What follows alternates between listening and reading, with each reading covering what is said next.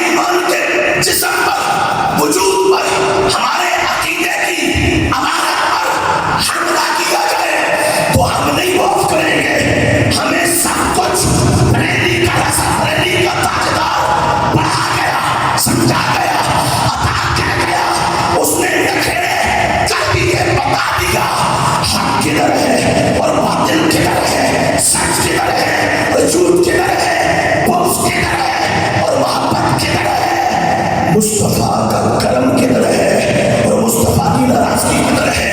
یہ سارے نکھیڑے امام احمد رضا بریلوی نے کر دیے. اس لیے کسی کے دھوکے میں نہیں آنا، بالکل نہیں آنا. میں نے تو یہ حالات بنے، میرا ایک کتاب ہے اعلیٰ پر، جو 1.5-2 سال پہلے ہوگا.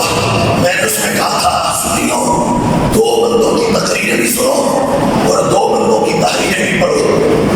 میں مسجد میں نے اپنی مسجد میں جامع خطبہ جمعہ دیتا ہوں سال کے 12 مہینے. میں نے وہاں منبر پر کہا اور آخر میں آ کے جب پورا مجمع اجتماع مسجد کھچا کھچ بھری ہوئی ہے، ہم نے اس وقت اینڈ پہ آ کے میں نے کہا 2 بندوں کی اس وقت تقریریں بھی سنو اور تحریریں بھی پڑھو، کتابیں بھی پڑھو. ایک امیر اہل سنت مرشد دوران حضرت علامہ مولانا ابو بلال محمد الیاس القادری،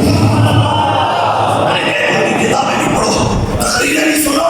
اور دوسرا میں نے کہا تھا کہ مسئلہ تو بعد میں بنا، میں 2 سال پرانی بات کر رہا ہوں. میں نے کہا ڈاکٹر محمد اشرف آصف جلانی صاحب، میں ان کا شاگرد نہیں ہوں، میں ان کے ادارے میں پڑھاتا نہیں ہوں، پڑھتا نہیں ہوں، ان کی تنظیم کا رکن نہیں ہوں، میں عہدہ نہیں لینا چاہتا. لیکن خدا کی قسم میں نے east to west, north to south دھرتی پہ غور کیا، سروے کیا، نظر دوڑائی، بار بار دیکھا، پلٹ پلٹ کر دیکھا.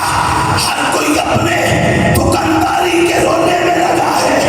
یہ 2 وہ لوگ ہیں جن کا مشن میرے رضا کے مشن کو لے کے چلنا ہے.